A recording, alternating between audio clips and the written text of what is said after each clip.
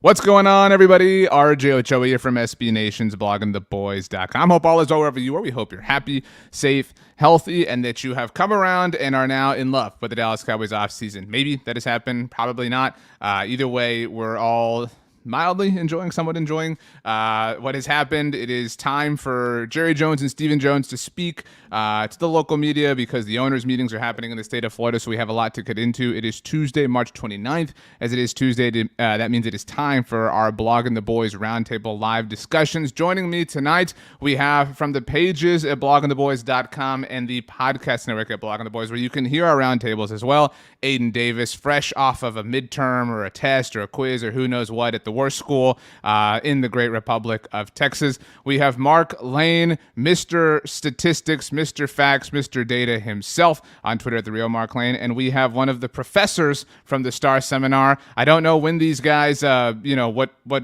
exact curriculum they studied to become professors of a podcast, but hey, they did. It is Danny Phantom on Twitter, Danny Phantom 24. Dan, I start with you. Are there any grades? I've yet to hear a grade on the STAR seminar, which people can hear every Friday on the Blog of the Boys podcast. Now, you guys tout all this professordom without kind of the other side of that coin. Oh, well, you know what? I mean, it's still early. So no, we don't have any grades right now, but we definitely will give each other small little progress reports on how their opinions are playing out. So Rabs did a really good job with the Amari Cooper thing. So I gave him a grade for that. But no, it's still the grade is incomplete. That's the grade. Well, that's what many would argue this offseason is for the Cowboys. Mark, you posited on the latest episode of Hidden Yardage, which everybody can listen to on Mondays on our network, that this is actually not the worst offseason that the Cowboys are experiencing this century, that 2000, 2001, definitely worse. Shout out to Troy Aikman, Quincy Carter, some dark days. Do you still feel that way, or did one day of Steven and Jerry talking change your mind? No. No, they did not change your mind. And I think that my co-host Sean Martin did a good job of elucidating that when you look at what they have needed to address, which is, pass protection. Let's release Lael Collins. Pass rush. Let's let Randy Gregory get away to Denver.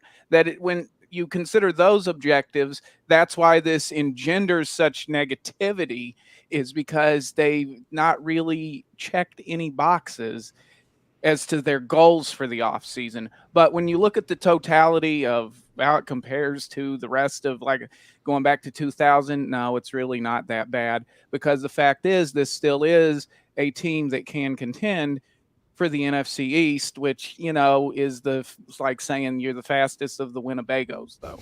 The NFC East, which in 2023, it was just announced, will feature Kelly Green uniforms. Once again, the Philadelphia Eagles are going to be rocking the Kelly Green in 2023. It was previously announced the Buccaneers will rock the creamsicles in 2023. I think we all want to see the Cowboys wear their throwback uniforms with the white helmet at some point. I imagine that will fall in line happening in 2023 as well. Aidan, we have a lot of subjects to get to. Our commenters are already kind of ahead of us on a few of them. I'll let you pick. We're going to hit tonight on our live stream Bobby Wagner. There's some, not good news, but news nonetheless about the All-Pro who is not a member of the Dallas Cowboys. We're going to talk about Mike McCarthy and this idea that he is obsessed with the NFL draft. Maybe he is, going to start a podcast. We certainly have room for him on the network if he wants to.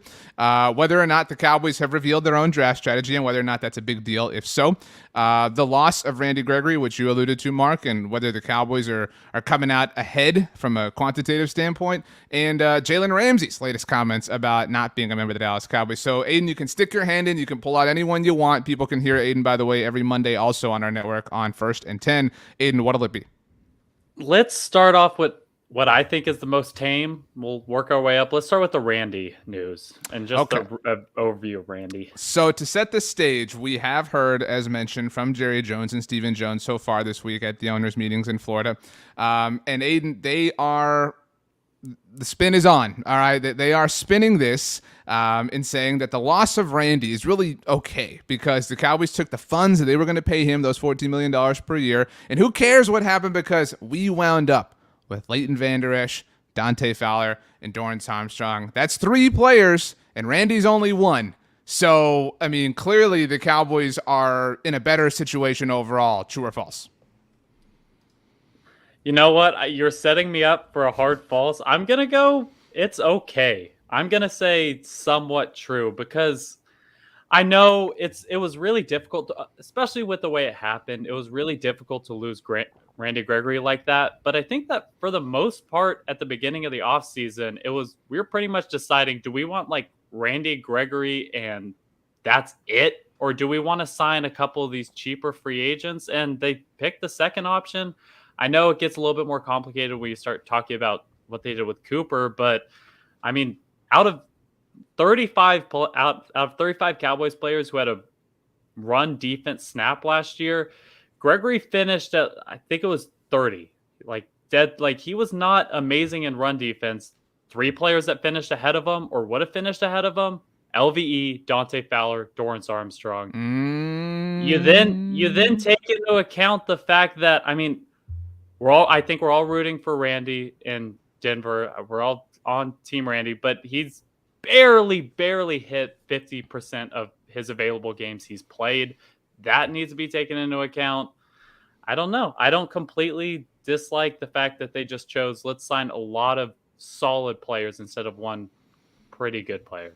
Mark Lane, nephew of Lois, you are the only person, I think, outside of my friend Mike Frey, who I did not anticipate giving a shout out here, who loved, I have to say it as a past tense thing, Taco Bell's Mexican pizza. I don't know anybody who loved it as much as I did, Mark, except for you.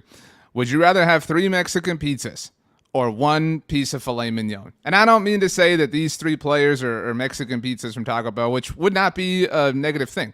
But is that fair? Is what Aidan's saying true? I mean, is 3 of these lesser quality things as good as maybe you don't feel Randy is filet mignon?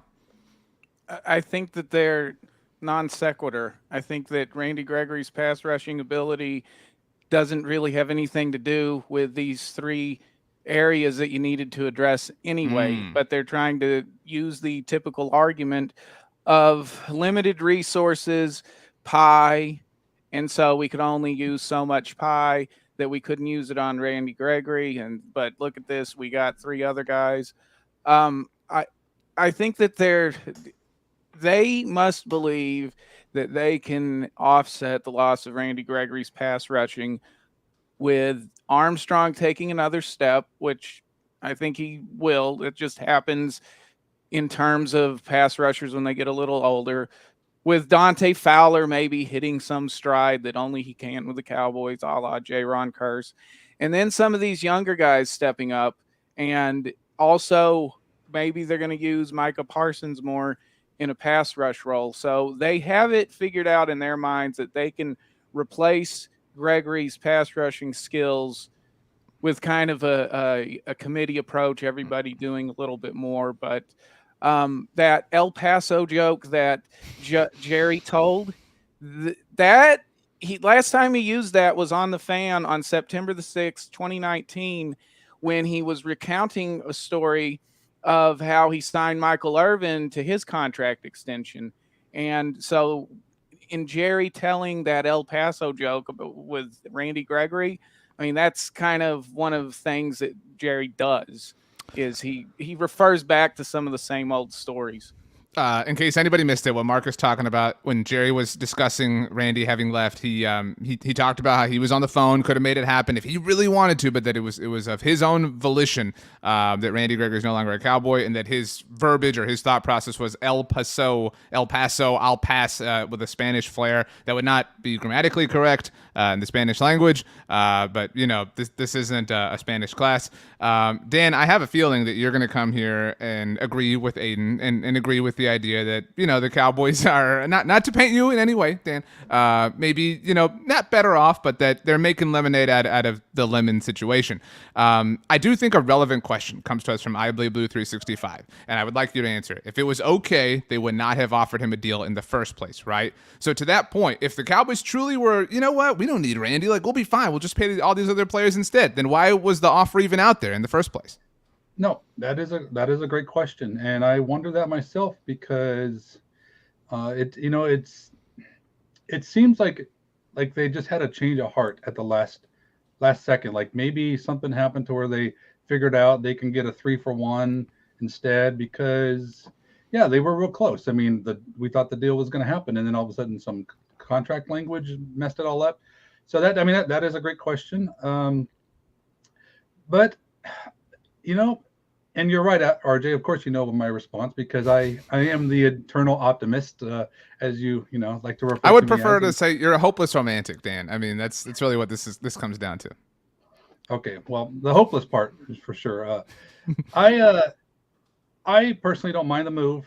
I think that there's a couple parts to this that make it interesting. First off, $14 million really would be like a Randy Gregory upside to me because he has not done anything that has been close to that. He's flashed some periods to where he's played really well, but as like Aidan spoke to him, I mean, what has he really given us for a full season and throughout his career? And it's just, so I don't know. And that's a steep price to pay. I will bet you 10,000 shoot bucks that LVE, Dante, and Dorrance Armstrong have more sacks than Gregory.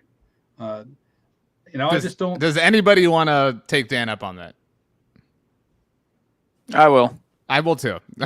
So I'll take that. Well, what's the period of time? Because even when Parcells made the bet, how long? 2022. Just one season only.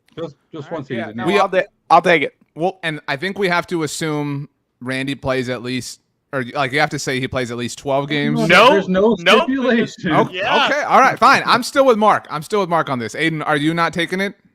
No, I'm on Dan's side. If we want to figure out a pairing, because I mean, yeah, you can't stipulate that Randy has to play X amount of games because guess what? That's part of the reason that we shouldn't have paid him. Okay, so again, I think that Dan and Aidan, your points would be better if the Cowboys did not want to pay Randy Gregory. Like if this was just a spin of like he left in free agency, I could tolerate this much more easily. Now, I'll be the first to admit, as a different subject here, I'm not the most organized when it comes to awarding winners and losers on our roundtables, but that changes today. Mark, I don't think we've ever actually done a winner since you've joined our roundtables. But from now on, every Blogging the Boys roundtable will have a winner, and we'll have a winner after every round. We do have 5 rounds to go through today. So the round 1 winner, Mark Lane. Mark made the most compelling argument here because there's no spin, and that's the most important thing. Mark highlighted that. In fact, Mark noting Jerry's El Paso line, that's all this is. When Jerry throws out one of these limericks or one of these, catchy, phrasey thingies or whatever, it's Jerry trying to put lipstick on a pig. It's circumcising the mosquito. It's whatever. It's just trying to get everybody to tweet and say, wow, Jerry's so crazy. He'll say whatever and completely and totally overlook the fact that they wanted this guy. They were about to pay this guy. They were celebrating and cheersing that they had paid this guy. I just want to say that we can't, we kind of have to pick our poison here because you can't say, oh, Jerry never should have offered Randy a contract and then say, well, why weren't they talking to Von Miller more? Why didn't they do more with it? It's kind of do you either want them to go all in on these players, or if they know that there's a decent chance they don't sign, do you want them just to ignore them? That's what I'll say there. Mark, your thoughts on winning the first round? That's the last thing I need is another competitive thing in my life. Great. So I have slacked you. Burden. See, now I feel like Jimmy Johnson after he won Super Bowl 27 is now I've got the pressure to repeat. Well, you have an opportunity. And so the new rule is that whoever wins a round gets to pick the next subject. So I have slacked you all the subjects just so you can see them all. I know I read them at the beginning of the show. So Mark, you can take a look as I buy you some time. We've obviously talked about the Cowboys, losing Randy Gregory and somehow winning, at least in the eyes of Dan and Aidan. Those are their exact words. I'm not paraphrasing for them or putting words in their mouth by any means. But Mark, have you selected your topic of choice for round number 2? Yeah, I think this kind of dovetails into the Bobby Wagner talk because now the Cowboys, Stephen Jones said, well, at the end of the day, Bobby Wagner, we like our guys. And, not much progress on that front.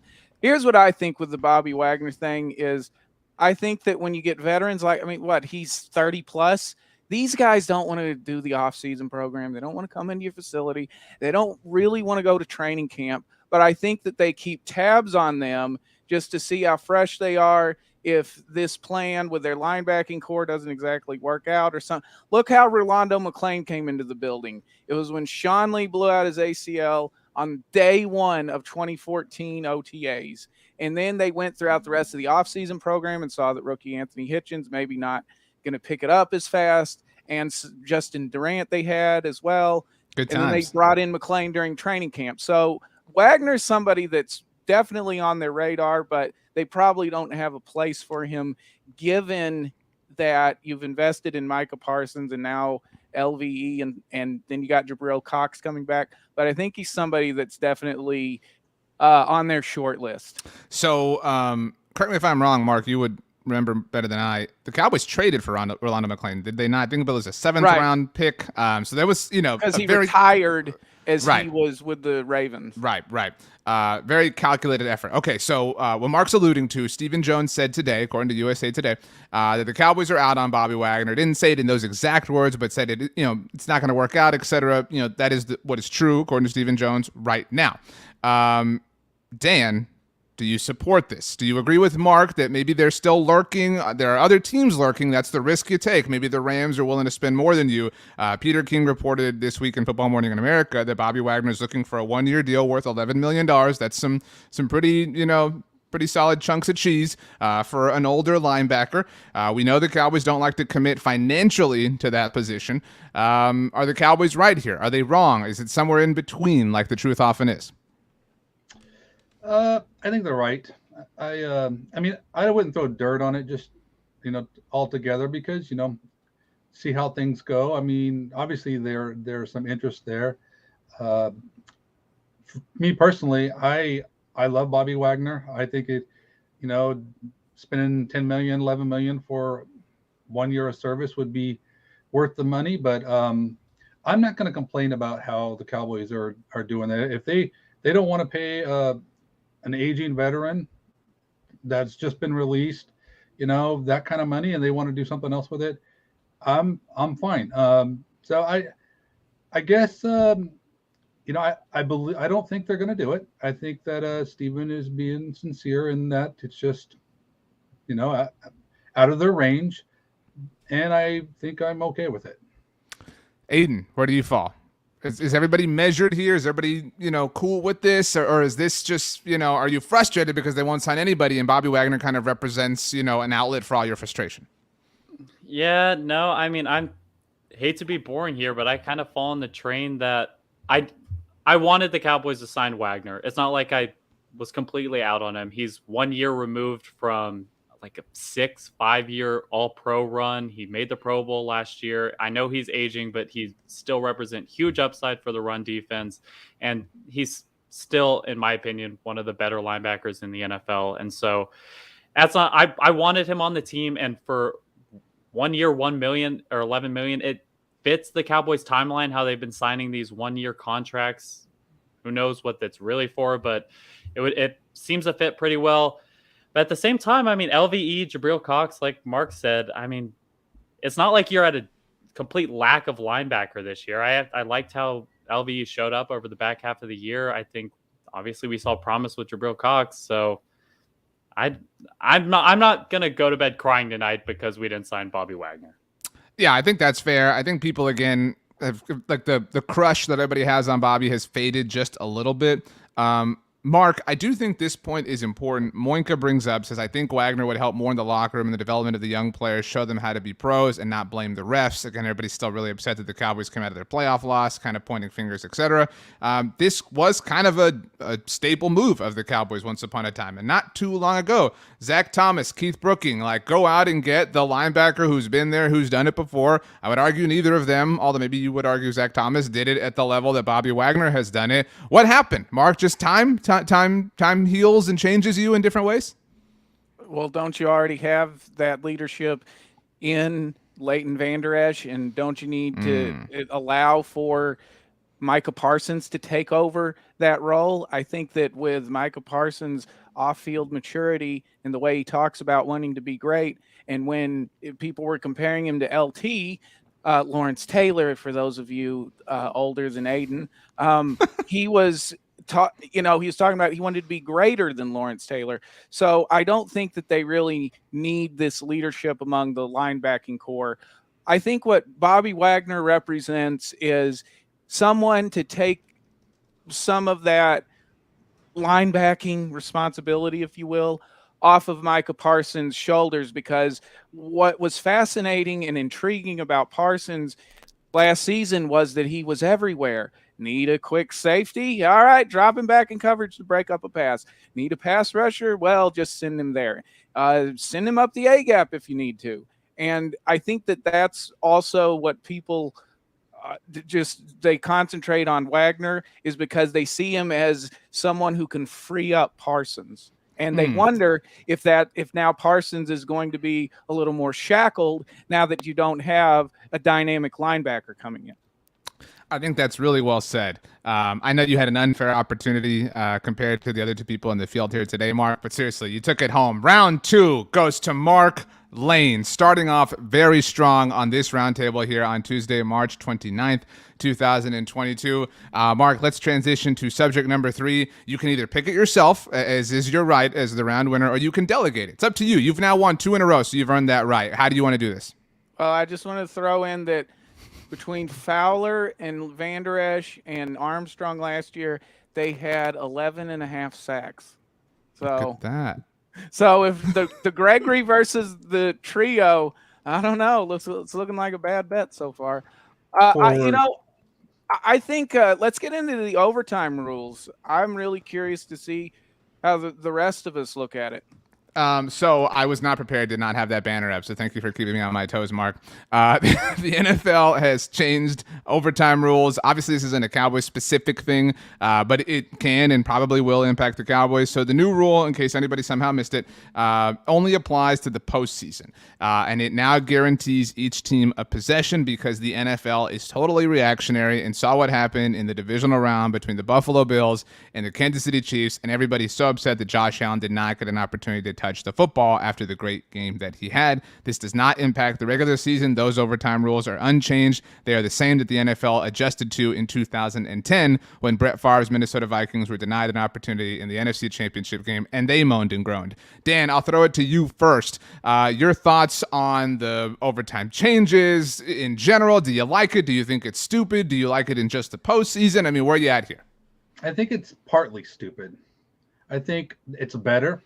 I mean, obviously, I don't like anything that is determined by a coin flip. I think the fact that they actually flip a coin and decide who gets the ball first, and the game could ultimately end in one possession, to me just seems so silly. I mean, I would like them to have something to where it's just maybe standardized, or maybe the home team gets the ball first, or the road team, or something that's very. There were a lot of suggestions, like team who had the most touchdowns gets the ball first. Like you play it off of something that happened in that game, and if it was a tie, then you do break it by giving it to the home team because there should be some sort of inherent home field advantage. Yeah, I mean, anything is better than flipping a coin, but if you're going to do that, I think it's very important, and in the spirit of fairness, is to let teams have the equal opportunity to. I think they got it right in the playoffs by doing that. It's confusing to me. Just like, why don't you do it for the other games? Because I mean, to me that's the part I don't like. It's like they sort of know the right answer, but they just won't choose it. So that's the only problem I have. I guess it's a little better. So there's that. So that's where I stand with that. This is how they rolled out the last change, by the way. They began with the postseason. Does anybody, I'm imagining that Mark does, but does anybody know the first game in which it was applicable, the old new overtime rules? You mean the status quo?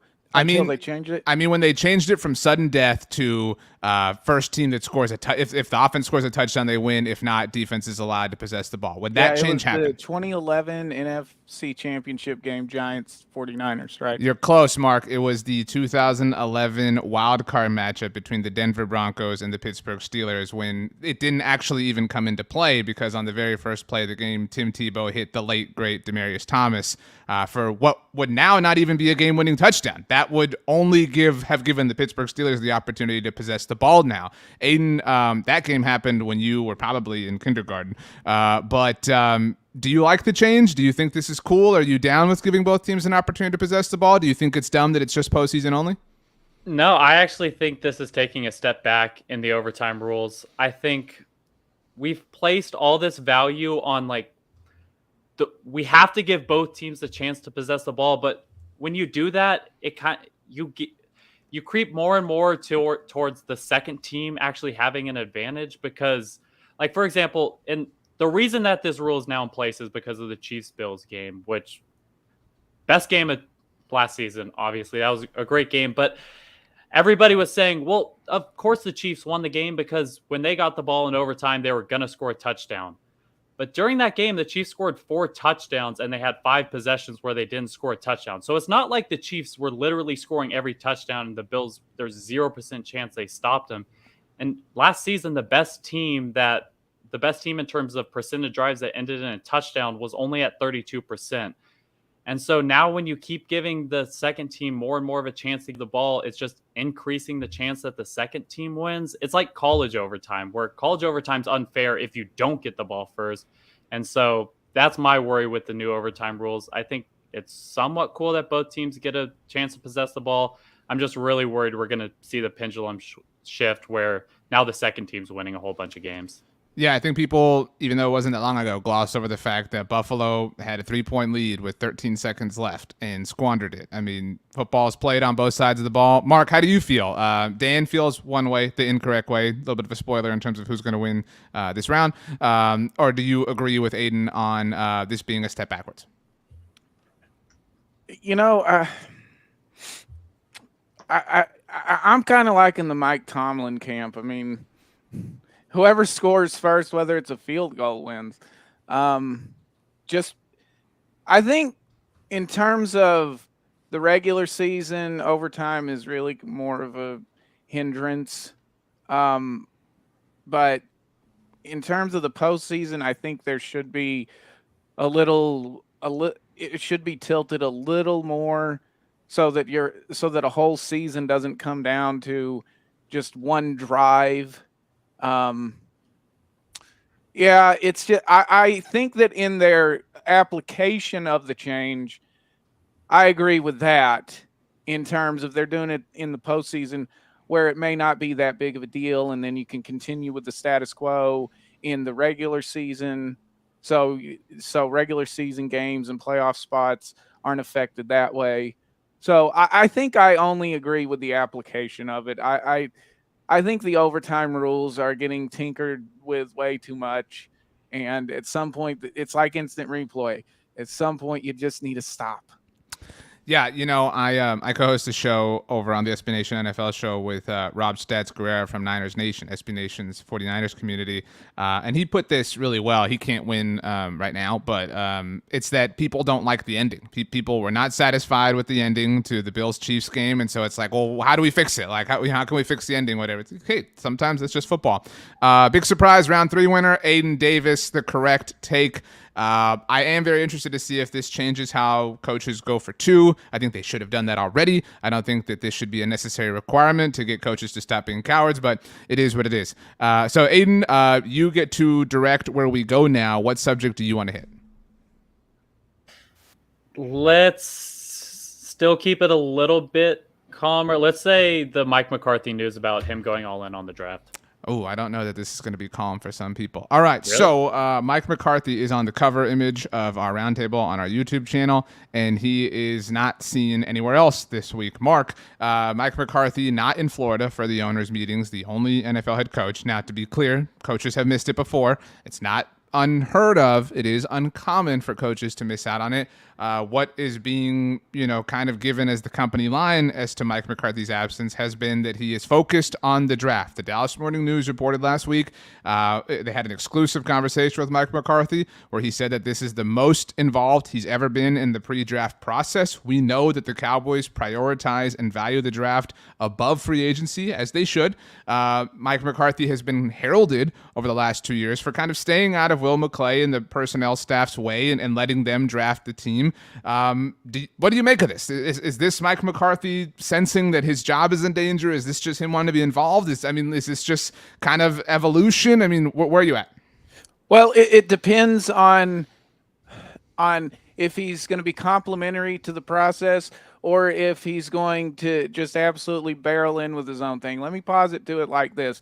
What if I came to you, RJ, and I said, I want to do more with the podcast network? Absolutely. And I Anything came you want. in and I just hosted whatever shows I wanted to talk about. And I had a show where we talked about how brown gravy and white gravy compare to different psychology studies in behavioral love to read psychology. that. You know Wow. what I mean? Instead of asking you, hey, RJ, what can I do to help with the podcasting? And so really that's what I wonder is how much of this is Mike McCarthy just coming in and saying, I'm going to do whatever I can to keep my job with the Cowboys, as opposed to I want to do whatever I can to help the Cowboys win. Will McClay, give me the notebook. Who do we need to go see at these pro days? That's really what I'm interested in more so. And do you really think that, let's think about owners meetings in the NFC coaches breakfast and everything. Does that really look like a place that you would expect Mike McCarthy? I would expect him to be there downing pancakes. Garrett, I can see being like, you need Jason Garrett at the NFC coaches meeting at the owners meeting. That's a good place for him. But McCarthy, it just doesn't seem natural for him to be there anyway. He should be on the road with the ticker and the timer and the whistle and the notepad going and scouting these guys. But again, what I wonder is this going to be complimentary to what Will McClay is doing, or is this going to just be kind of like a hindrance and an added distraction? Mike McCarthy also not the best secret keeper, not the best public speaker. It was just last year that he kind of let it slip that Tyrone Crawford was going to retire. You know what I mean? So maybe this is the Cowboys' way of saying, Mike, chill out. Now, Dan, not that this is totally indicative of how Mike McCarthy could draft, but Mark brought up a great point actually on this week's episode of Hidden Yardage, which everybody should listen to again here on the Block of the Boys Podcast Network. Again, one small blip of a data point, but Mike McCarthy was all in on Ben DiNucci, right? That was his guy. They had the Pennsylvania-Pittsburgh connection. DiNucci introduced himself to McCarthy at the Omni in the lead up to the 2020 NFL draft, et cetera, et cetera. So that was Mike McCarthy's guy. As far as McCarthy guys, not that they're the same as Garrett guys, that's kind of the most, prominent example to date. So again, this is really unfair to Mike McCarthy, but should Mike McCarthy be allowed this kind of trump card of, hey, this is my guy, this is who I want, we're pulling the trigger on this specific player? Absolutely not. My favorite trait about Mike McCarthy, and it's a small list, but it is the fact that he is completely hands off with the draft. So I'm glad that he let them do their thing. They've had some, 2 really good drafts so far. But I'm not overly worried about this because I really don't know how much input McCarthy is going to give. He strikes me as a guy that might be there, might have some comments to say. Let me ask this question at this point, Dan. Do you think that whatever percentage input he had prior to this offseason is larger now? Do you believe it that input has grown? Oh man, it has to have, right? Even if it's incrementally, it has to have grown. Right, it has to have. Yeah, I just don't know what that would still mean though. I don't know. He has to know those guys do a really good job, and he's supposed to be a guy that really stands back and lets people do things, and so. I don't know how much meddling there is really going to be. He'll have some input. The DiNucci thing is, I'm not mad that they got one of McCarthy's. Sure, yeah, it's a 7th round pick. Get your guy, fine. Yeah. I'm more mad that he played him. He didn't have a choice. There's choices. There was choices. DiNucci was terrible, and he kept him on the team. He's not still on our team, is he? He is. He's still on the Cowboys practice squad. So yeah, the one little piece of evidence we have is just terrible, but I hope that he recognizes that the Cowboys personnel department, the scouting department, they do a fantastic job, and he lets them do their thing. And if he has opinions about things, great. But remember McCarthy spent a lot of time watching tape, and we know that he didn't. So just let McCarthy do is a McCarthy thing. I don't care. Aidan, is this indicative, and I don't mean this as hot takey as it sounds, but is this indicative of McCarthy sensing urgency? The fact that he's doing something to a large degree that he hasn't done before, I mean, wouldn't that seemingly suggest that he realizes that that is a necessary course of action?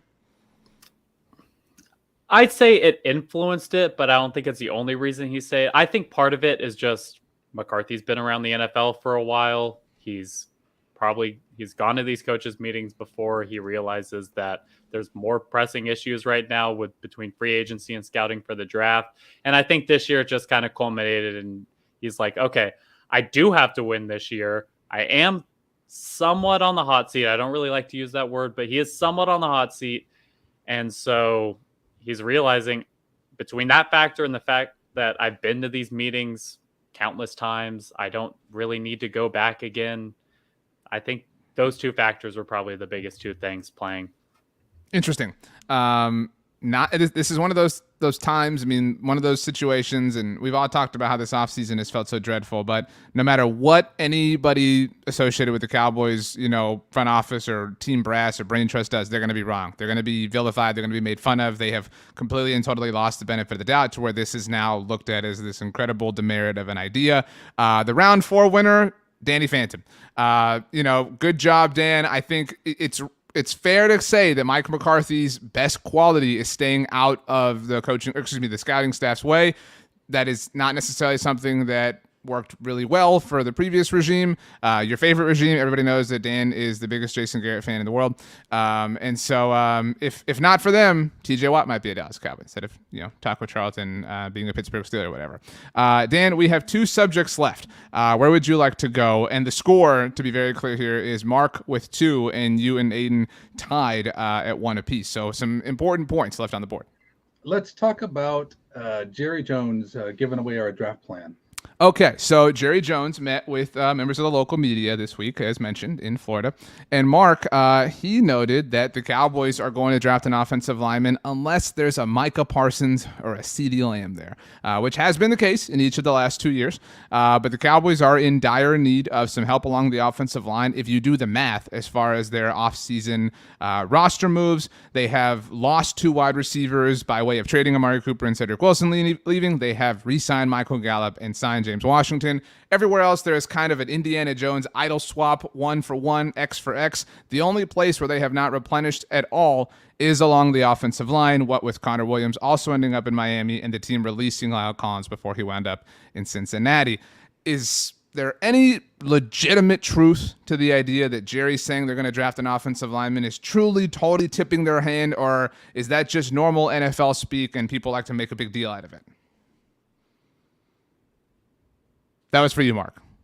Oh, yeah. I don't think it's that big of a deal because there's sometimes with teams, what their need is.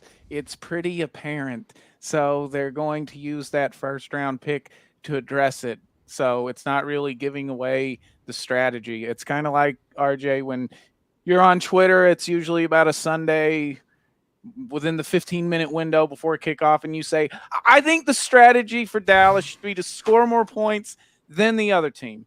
And really, when you look at Dallas, that's where their biggest concern is the offensive line, that left guard spot right in between Tyler Biotic and Tyron Smith. It's just, here's the concern, is Dallas going to be so committed to, we need a left guard, that they'll take anybody as opposed to the best player available.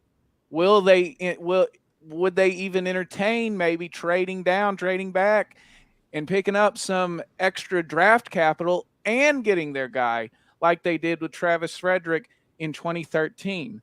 So it's real. I think that may be where some of the frustration is that people are getting tunnel vision on the fact that Jerry says that they're going to just absolutely draft a left guard at 24th overall. It could take a different shape. They could trade down. I think it'd be bad if they traded up to get a guard. Sure. But they could even do something like that. So I don't think he really gave away their draft strategy too much because you kind of the whole is pretty apparent.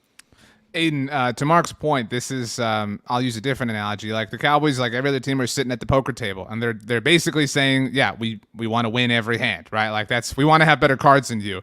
I believe Blue 365 says, "I don't like the openness of our strategy in general, but the other teams know what we need already." This does kind of feel like Jerry just saying the obvious, though. Like they do have loose lips. We know that all the time. Mark transcribes all of their looseness on a weekly basis. But this doesn't feel like it sits in that category, does it?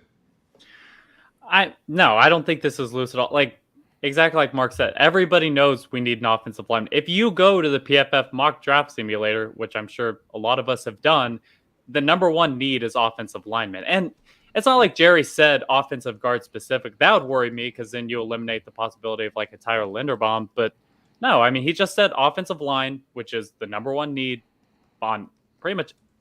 Ask any Cowboys fan, they're going to say the number one need right now is offensive lineman, given how they haven't addressed it in free agency. They haven't addressed it in free agency, so we know that they're probably planning on doing something through the draft.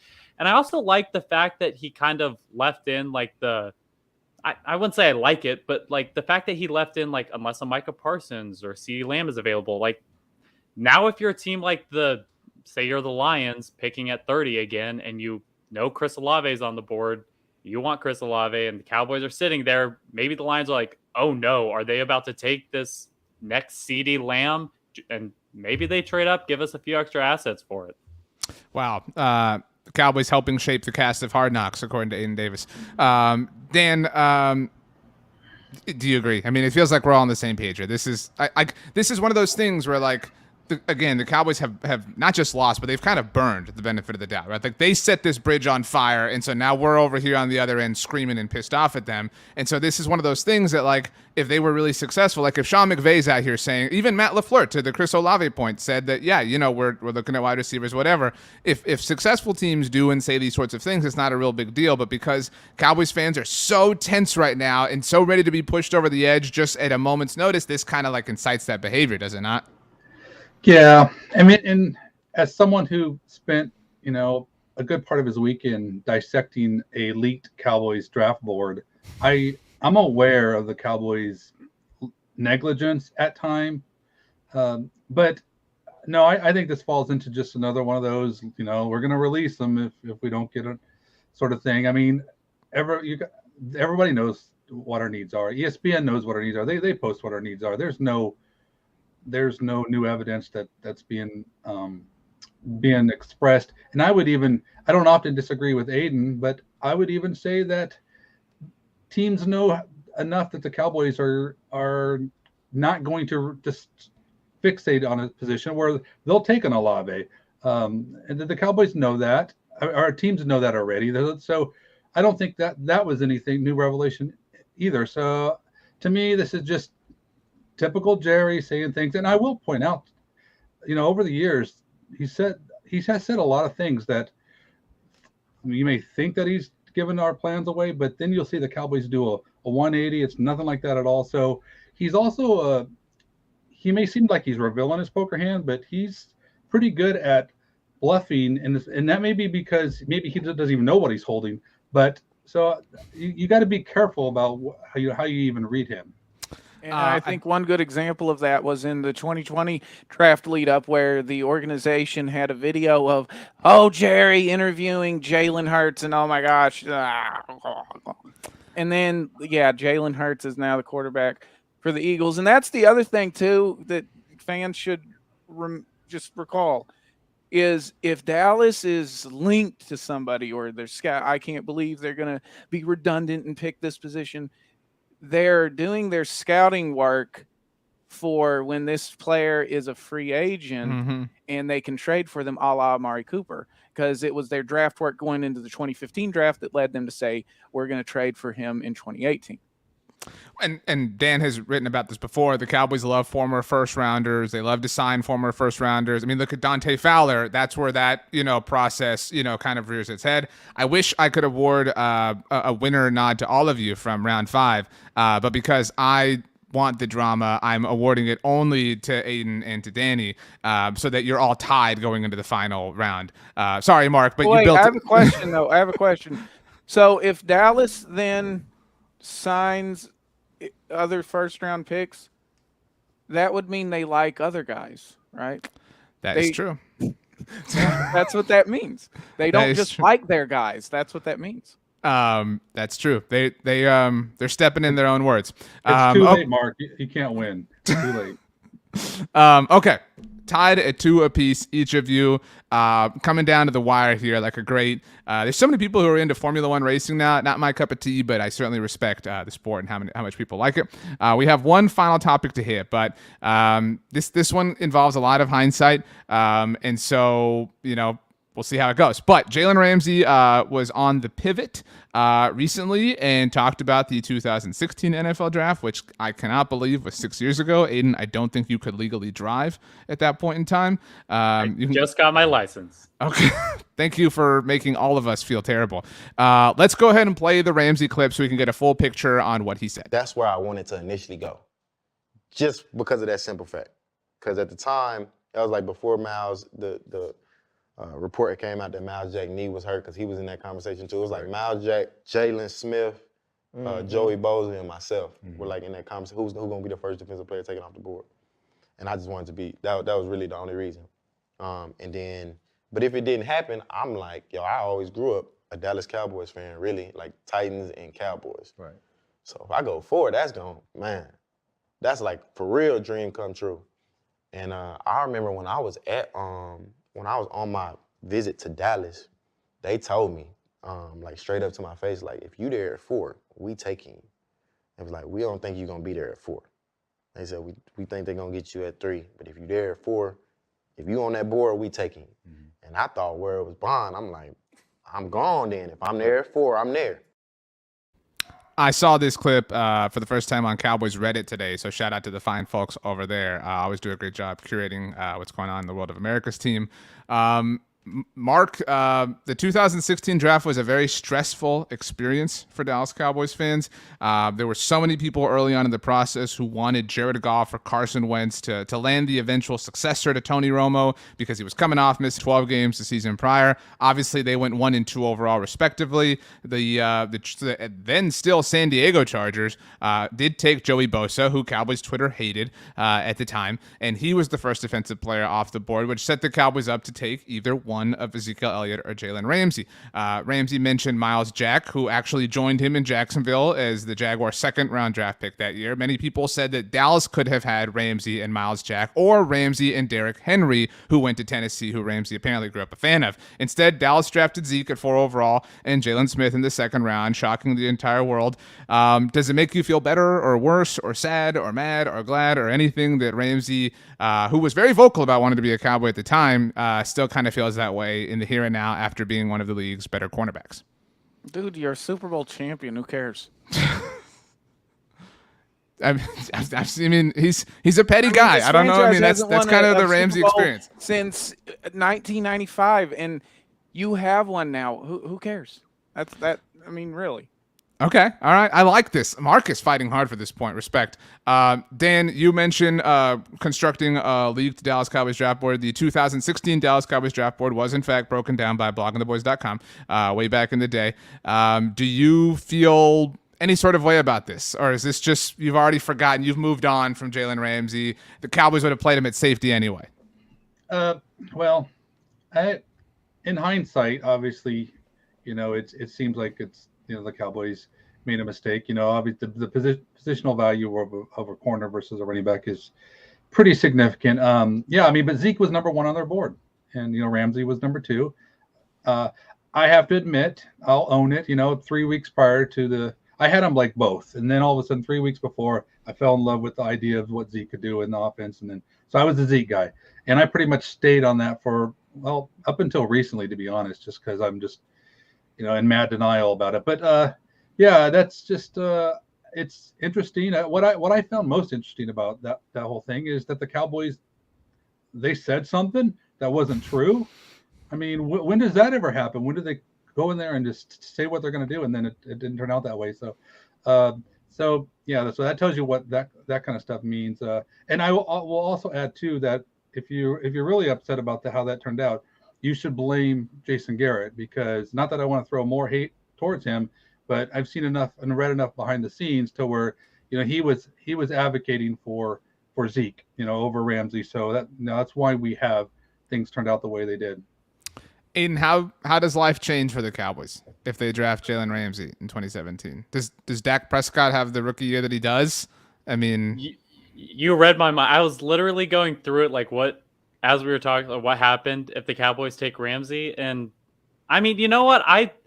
Based off how things turned out, I don't know that if I could go back in time, I'd take the risk of taking Ramsey. Because like you said, part of the reason that Dak was hyper successful in 2016 is because the run game really opened things up for him. Like between that offensive line and Zeke ripping off a 40-yard run at any point, as well as like just those like dump off random screens. The 83-yard screen in Pittsburgh. Yeah, like that. Jason Garrett loved that play, or I guess Scott Linehan. Anyway, that like what happens? Like maybe the run game doesn't get going. Maybe Dak struggles a bit. Maybe when Tony Romo heals again, maybe Dak falls to the bench. Tony Romo comes back. Dak gets traded. Like you don't know what's happening. And I'm not going to assume that I know what would happen, but I don't think I'd trade knowing how Dak progressed, knowing how that season turned out for the potential of Ramsey. I mean, obviously Ramsey's a better player. Nobody's going to argue that they'd rather have Zeke's career over Ramsey's career. But I mean, you just don't know how that thing turns out. Mark, Zeke was the highest Dallas Cowboys draft pick at the time and still has been since Russell Maryland. Correct me if I'm wrong. And so, I mean, to Dan's point, yeah, I mean, an improper utilization of an incredibly premium resource. You spent the 4th overall pick and then double down on that on a running back. Okay. But do you agree, Mark, that it was worth it in that it created this timeline that allowed Dak Prescott to become the franchise quarterback? Because they might have just, played footsie with the idea of Tony Romo for too long and then let Dak Prescott get away, and who knows where we'd be right now. Well, you got to go back to 2014 because you had DeMarco Murray and that running game that really was dominant, and Dallas won the East in a playoff game, and they were a Dez catch away from going to the NFC Championship game. And so you go through 2015 Romo with the broken collarbone, but also you had a running back by committee where Joseph Randall was supposed to be the head of the committee. And then it became Darren McFadden. But nevertheless, you still had 1,000-yard back for the 3rd consecutive year. So the theory was if you got a dynamic enough running back behind that offensive line, that would be the engine to really drive the offense, and you didn't need to care so much about Romo's health, just address it with an adequate backup. And that was the philosophy that led to taking Ezekiel Elliott 4th overall. So, given that that's how that particular team was built, they had to make that pick, because if they would have gone with Ramsey, you still would have had that deficiency on offense and it wouldn't have moved as well.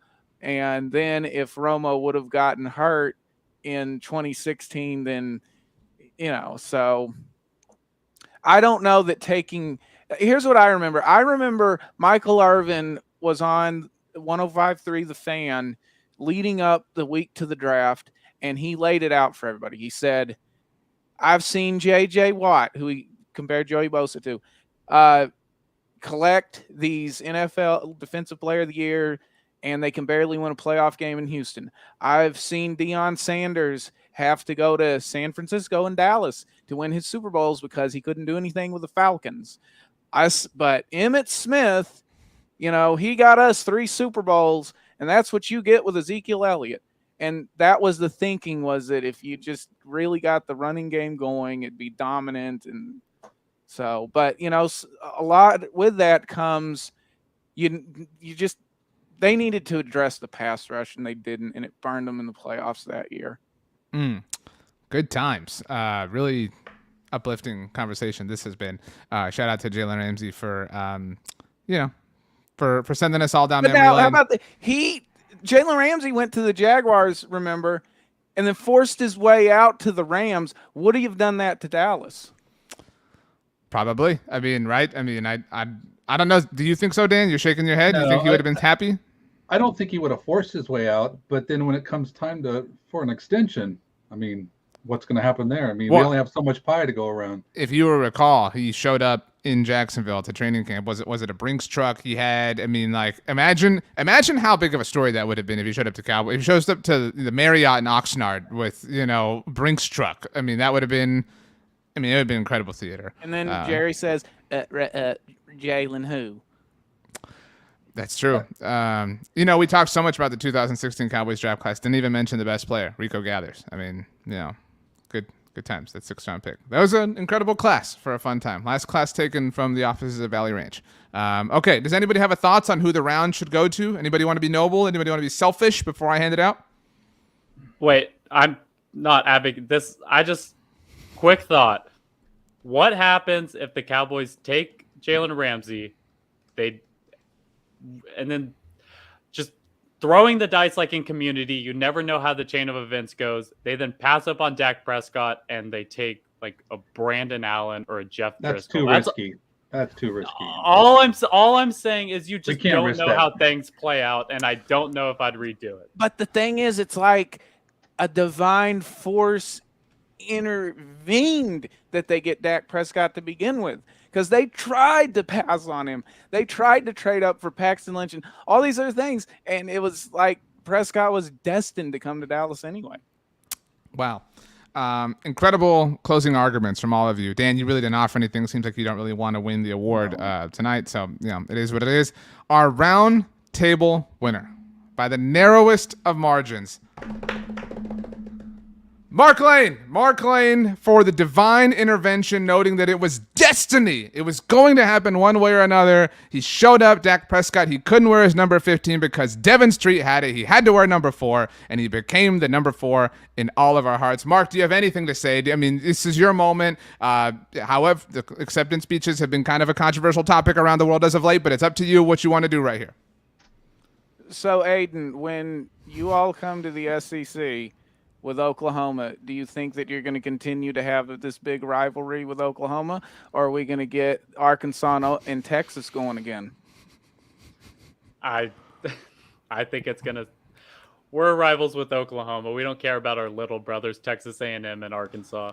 Wow, I'm so happy I went with Mark. Really, Bang, I'm just bang. very, very happy. Mark, very noble of you to devote your moment to your collegiate allegiance. Congratulations! This is a seriously notable thing. I mean, this is bigger than the boxing gloves that the Cowboys hand out. All right, we're focused on next week.